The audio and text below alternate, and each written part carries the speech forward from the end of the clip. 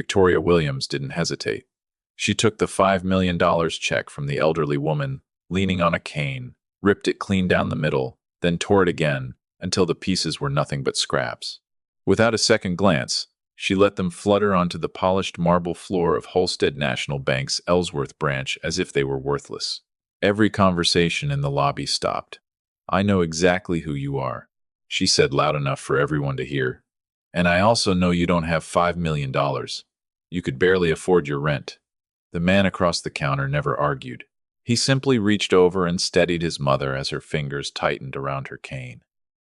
Then he looked straight at the teller, the woman who had once shared his home, his dreams, and 6 years of marriage, and spoke in the same calm voice someone might use to read tomorrow's weather. "You just made the most expensive mistake of your career, Victoria." Security had already started moving when the front doors swung open. The regional manager froze the instant he saw shredded pieces of a cashier's check scattered across the lobby floor. His face drained of color. "Mr. Walker," he said immediately, before turning to the stunned employees. Then he addressed the man Victoria had abandoned 12 years earlier because she believed he would never become anything. "Sir." That single word hit harder than the torn check ever could. Before I tell you what happened next, subscribe if you enjoy stories about the people everyone writes off, until they prove the entire world wrong.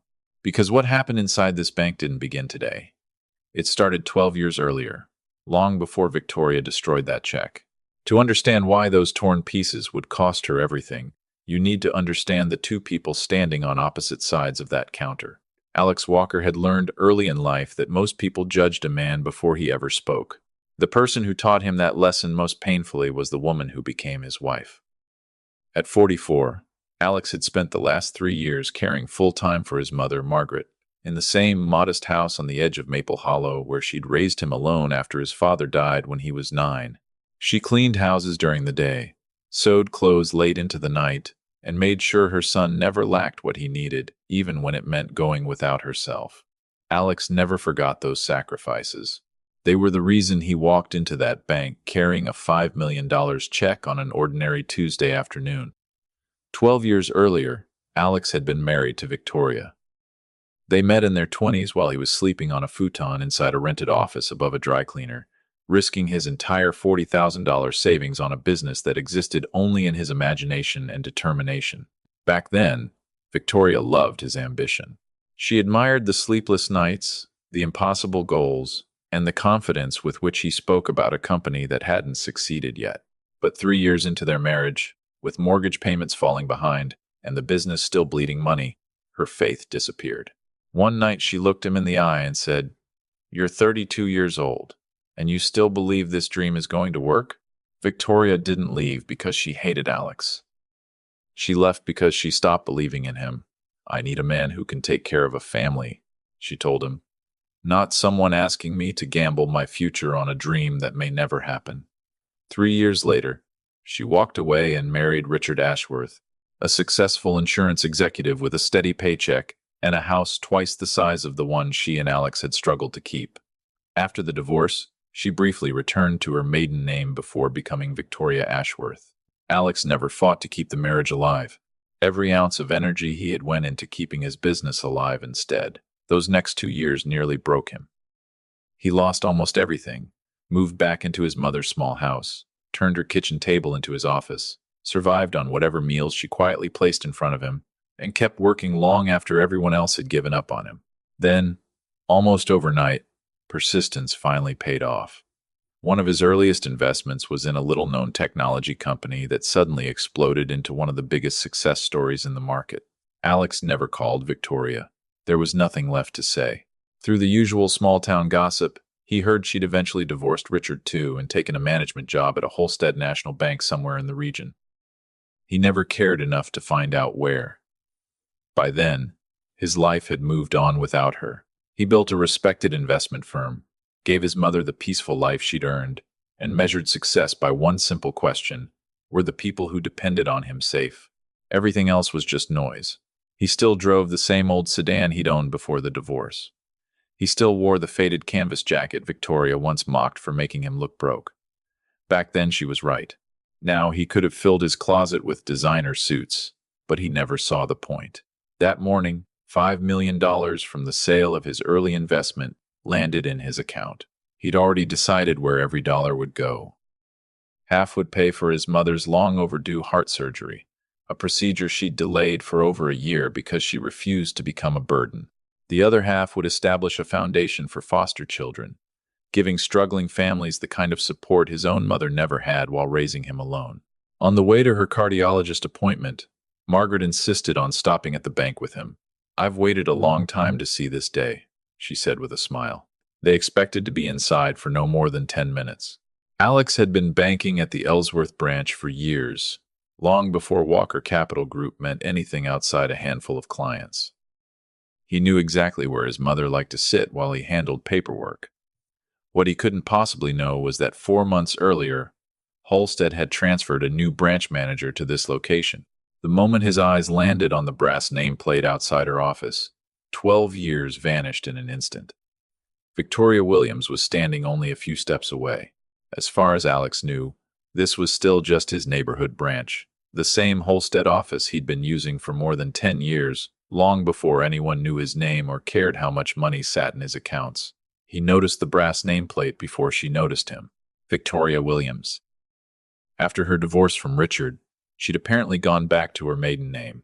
For a brief second, with his mother's hand resting lightly on his arm, Alex considered turning around and coming back another day. It would have been the easy choice. But his mother needed her surgery scheduled. The check needed to be deposited, and Alex had never been the kind of man who organized his life around avoiding uncomfortable moments. So he walked straight to the counter. Victoria looked up, and he watched recognition spread across her face. Her eyes widened for a fraction of a second before years of practiced professionalism buried every trace of surprise. "Alex." There wasn't a hint of warmth in her voice. "It's been a long time, Victoria," he replied calmly. "I didn't know you worked here." 4 months, she answered as her eyes slowly swept over him. First the faded canvas jacket she used to criticize, then his mother's worn cane. Finally, the aging sedan parked outside the front window. Alex recognized that look immediately. It was the same judgment he'd seen across their kitchen table years ago whenever another bill arrived. In her mind, she'd already decided exactly who he still was. "What can I do for you?" Margaret offered a polite smile. "Hello, Victoria." For just an instant, guilt flickered across Victoria's face before disappearing completely. "Margaret." She nodded politely, then turned back to Alex. "What do you need?" Alex placed the check on the counter. "I'd like to make a deposit." Victoria barely glanced at it before the amount caught her attention. Her hand froze. Slowly, she looked back at him. "Is this supposed to be funny?" "No." "Alex, I was married to you for 6 years. I know exactly what your finances looked like. You couldn't even keep up with the mortgage on a house half the size of mine. And now you expect me to believe you're depositing a $5 million check? I'm asking you to deposit a legitimate check into an account I've held at this bank for more than 10 years. Alex answered without raising his voice. A young teller named Rachel Simmons instinctively reached for the check to begin the normal verification process, but Victoria stopped her with a raised hand before her fingers could touch it. "I'll handle this." Rachel hesitated. Her eyes moved from Alex to Victoria, sensing this had become something far more personal than routine banking, then quietly stepped aside. The silence at the counter had already started pulling attention from across the lobby. Customers paused their conversations. A few subtly raised their phones. There was no yelling, no scene, just the kind of cold hostility that made everyone feel something was about to happen. Victoria leaned forward, lowering her voice until it cut even deeper than a shout. "You couldn't make a mortgage payment, Alex. And now I'm supposed to believe one lucky investment turned you into a multimillionaire?" Her eyes shifted toward Margaret before returning to him. "Or did you bring your mother along because you thought she'd make the story more believable?" Margaret's fingers tightened around her cane. "Victoria," she said softly, "that's not fair, and you know it." Victoria didn't even flinch. "With all due respect, Margaret, I don't think you're in any position to lecture me about fairness." The words were cold enough to silence the entire lobby. "You always had a talent for believing whatever story made you feel better." For the first time since walking into the bank, Alex's composure slipped. Not because she insulted him, but because she was humiliating the woman who had sacrificed everything to give him a future. The woman who had scrubbed floors by day, sewn clothes by night, and worked until her hands bled just to keep a roof over his head. "Call the issuing bank," Alex said, forcing himself to stay calm. "5 minutes is all it'll take to verify the check." Victoria folded her arms. "I don't need to call anyone. I know you, Alex. I was married to you for 6 years. I know exactly what you're capable of, and exactly what you're not." She looked down at the check with open contempt. "Either you're lying, or someone handed you a fake. Either way, I'm not processing it." "Then let me speak to another manager." "You already are." A faint smile crept onto her face. It wasn't anger anymore. It was satisfaction. As if she'd been waiting 12 years for this exact moment, a chance to prove, in front of a room full of strangers, that leaving him had been the right decision. She leaned across the counter. "Do you realize how ridiculous this looks? A man who couldn't support his own wife walks into my bank with a $5 million check and brings his elderly mother along to make the story more believable." Margaret's face turned white. Alex gently placed a hand on her shoulder. When he spoke again, his voice was still controlled, but the warning in it was unmistakable. "Question the check if you want, but you will not insult my mother again." Victoria's eyes hardened. "I'll question anything I want in my branch." She picked up the check, held it between two fingers, and stared directly into his eyes. "People like you don't walk in here with $5 million. Then, without the slightest hesitation, she ripped it in half. The sound echoed through the silent lobby. She tore it again, let the shredded pieces drift onto the marble floor, and watched them fall at Alex's feet. No one moved. Margaret instinctively bent toward the torn check, her cane slipping slightly as she reached for it, but Alex caught her arm before she could kneel. He wasn't about to let his mother pick pieces of her dignity off a bank floor. He looked at Victoria, his expression calm enough to be unsettling. When he finally spoke, the entire lobby leaned in to hear him. "You just made the most expensive mistake of your career, Victoria." For the first time, a flicker of uncertainty crossed her face. It vanished almost immediately. She grabbed the phone instead. "Call the police," she ordered. "I want this documented. Fraudulent check. And have these two escorted out." Near the entrance, security guard Dean Coleman straightened instinctively. He looked from the shredded check to Alex and Margaret, hesitating. In all his time working bank security, he'd never seen two people who looked less like criminals. "Dean," Victoria ordered without taking the phone from her ear. "Escort him out." Dean didn't move. From his post near the entrance, he'd watched everything unfold. Alex had never raised his voice, never made a threat, never caused a scene. All he'd done was ask, again and again, for the check to be verified. But a direct order from the branch manager, delivered in front of a crowded lobby, left him little choice. He reluctantly stepped forward. Beside Alex, Margaret looked up at her son with trembling hands and tear-filled eyes. Alex tightened his grip on her arm, silently reassuring her. Before Dean could say a word, the front doors swung open. Gerald Ashford, Holstead National's regional manager, walked inside and immediately froze. His eyes landed on the shredded checks scattered across the marble floor. Then they lifted to Alex. The color drained from his face. "Mr. Walker," he said, hurrying across the lobby. 15 years earlier, Gerald had been the young loan officer who helped Alex open his very first business account. Back then, Alex had little more than determination, a business plan, and a dream that existed mostly on paper. Something about that conversation had stayed with Gerald. Over the years, he'd watched Alex survive a painful divorce, push through financial hardship, and quietly build one of the most respected investment firms in the region without ever letting success change who he was.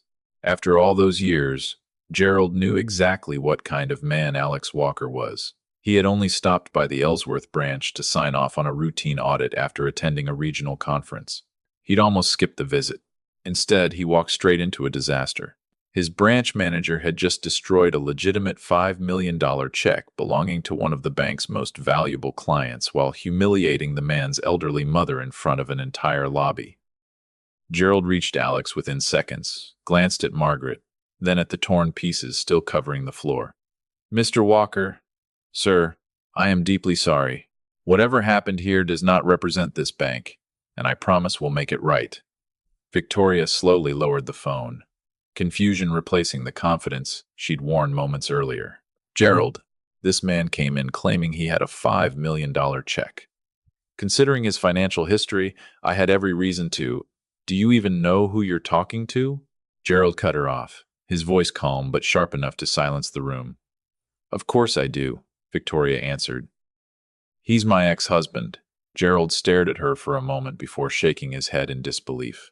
Then, of all people, you should know that whatever his life looked like 12 years ago has absolutely nothing to do with today.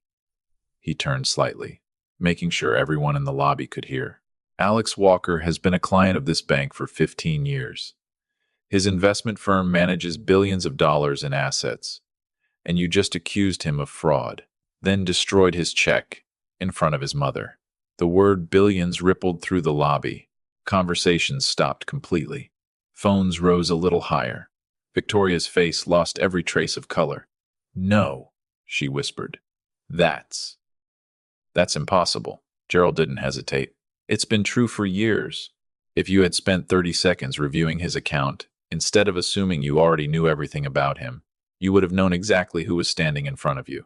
Off to the side, Dean quietly stepped back. He'd never laid a hand on Alex, and now he was grateful he hadn't. Every instinct he had from the beginning was proving right. Alex never smiled. There was no look of triumph on his face, no satisfaction in proving Victoria wrong. If anything, he looked tired. He had spent 12 years building a life where moments like this no longer defined him. The only thing that mattered now was the woman standing beside him. Margaret's hand still trembled on her cane after being humiliated by the woman she had once welcomed into her family. Alex turned to her first. Mom, are you okay? Margaret forced a small nod and gently squeezed his arm, though tears still lingered in her eyes.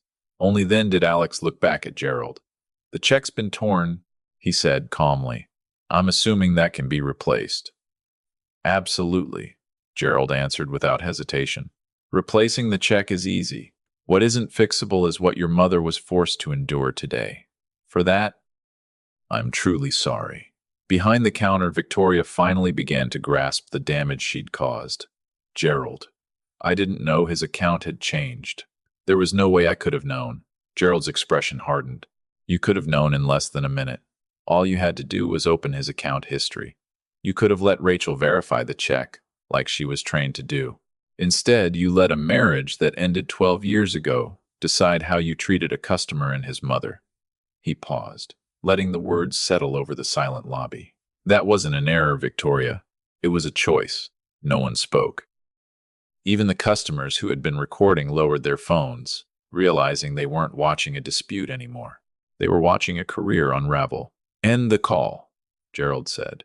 Tell dispatch there was a misunderstanding. Victoria's hands shook as she picked the phone back up. Unfortunately, the call had already gone through before Gerald arrived. Minutes later, 2 police officers entered, expecting a fraud investigation.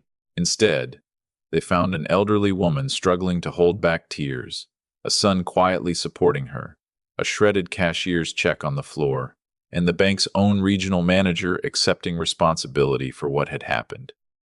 After hearing Gerald's statement, reviewing the documentation, and confirming the check's legitimacy, the officers closed the case within minutes. Alex wasn't facing any charges. The only official report created that afternoon was the false fraud complaint Victoria herself had initiated.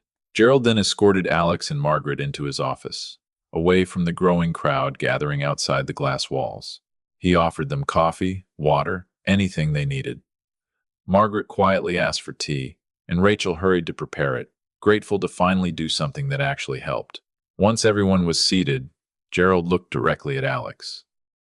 I promise this won't end with a generic apology and a gift basket. Alex met his eyes. This has never been about the check. I can replace a piece of paper.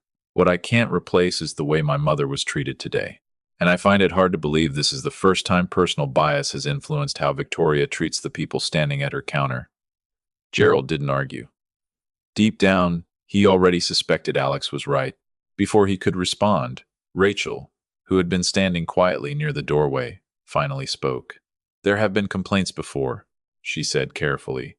Not exactly like this, but customers have said they felt judged, dismissed, or treated differently. I don't think anyone ever took those complaints seriously. Rachel's next words changed everything.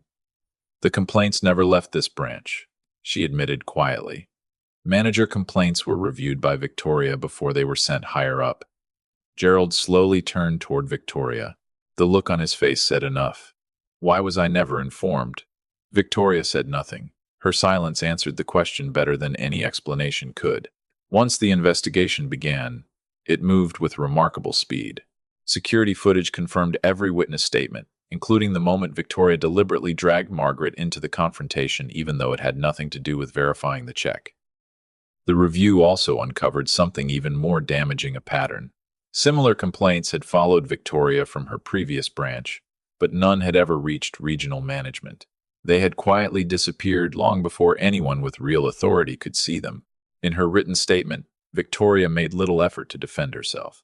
The moment Gerald revealed Alex's company managed billions of dollars, she knew the issue was no longer about a check. It was about abusing her authority to settle a 12-year-old grudge. She was suspended immediately. 2 weeks later, the board reached its final decision. Victoria's banking license was permanently revoked. She also faced a civil rights complaint stemming from the public humiliation of Alex and his mother, along with legal consequences for filing a false police report. The investigation didn't stop with her. Employees who had ignored or concealed earlier complaints were placed under formal review for failing to follow reporting procedures. News of the incident spread through the local banking community within days. There was no dramatic scandal, just a reputation collapsing under the weight of its own choices. Even Richard Ashworth, Victoria's second husband, who had divorced her 2 years earlier, reportedly told a colleague he wasn't surprised. The comment eventually found its way back to Alex, but it brought him no satisfaction. By then, Victoria's downfall no longer mattered to him. Dean, the security guard, was fully cleared after investigators confirmed what the surveillance footage had already shown. He had never touched Alex, never forced him to leave, and had backed away the moment Gerald arrived. Instead of being disciplined, Dean was invited into a new employee training program created at Alex's request, teaching bank staff how to recognize unlawful or unethical orders instead of following them blindly. Weeks later, Dean apologized for not trusting his instincts sooner. Alex simply smiled. "You don't owe me an apology. I noticed your hand never reached for me." Rachel's integrity was rewarded as well. She was promoted to assistant branch manager and asked to lead the bank's new customer protection program across the region. She had been the first employee willing to verify the check, and later the only one brave enough to admit there had been a pattern everyone else ignored. Working with the board, Alex helped reshape the bank's policies. No manager could block a verification request without documented justification. Customer complaints would automatically escalate beyond the branch level. Security footage could no longer be quietly erased or overwritten before review, and every lobby displayed a clear statement explaining customers' rights and the complaint process. Once the original check was officially voided, the bank issued a replacement. Alex used every dollar exactly as he had planned from the beginning. Half paid for Margaret's long-delayed heart surgery and the care that followed. The operation was a success, and she faced recovery with the same quiet determination that had carried her through every hardship while raising her son. The remaining half of the money became the foundation of the Walker Family Fund, created to give foster children the stability and opportunities Alex's mother never had while raising him alone. At Alex's request, the very first grants would be distributed through the Ellsworth branch, the same bank where his mother had once been humiliated. 3 months later, Alex and Margaret walked through those same glass doors again. Nothing about Alex had changed. He still drove the same old sedan. He still wore the faded canvas jacket. Margaret's cane tapped softly across the marble floor, steadier now as she continued recovering from her successful surgery. This time, before either of them could speak, an employee greeted them with a warm smile and asked how she could help. Rachel, now serving as assistant branch manager, welcomed them personally and proudly explained that the new customer service training had already been implemented across every branch in the region. Near the entrance, Dean caught Alex's eye and offered a quiet nod of respect. Mounted on the wall was a plaque honoring the new Walker Family Fund. Nearby, a young man was opening his very first bank account. No suspicious looks, no assumptions, just patience, professionalism, and respect. Margaret watched silently before turning to her son. Is this why you didn't try to destroy this place after everything that happened? Alex smiled for a moment before answering. It's easy to close a door. The harder thing is making sure it stays open for everyone who walks through it. Margaret looked around the lobby once more, then back at Alex, seeing not the boy she'd struggled to raise, or the businessman everyone admired, but the man he had chosen to become. Before leaving, Alex personally handed the fund's first grant award to a young woman who had grown up in foster care. As Margaret watched the tears in the young woman's eyes, she finally understood what the $5 million had really meant. It had never been about becoming wealthy. It had been about turning hardship into hope for someone else. Alex had every reason to leave that bank angry and never look back. Instead, he made sure the next stranger who walked through those doors would be treated with the dignity his mother should have received from the very beginning. Mother and son walked out together, quietly finishing the afternoon that had been interrupted 3 months earlier. If you had been standing in that lobby that day, would you have stayed silent with your phone in your hand? Or would you have spoken up for two innocent people being treated unfairly? No one should need millions of dollars in the bank to deserve basic respect. And sometimes, the people who once knew us best are the ones most blinded by who we used to be. Alex Walker's greatest victory wasn't proving he had become successful. It was choosing to use that success to make sure no one else would ever be judged before they were heard. If this story meant something to you, subscribe for more stories that remind us that character will always outlast first impressions.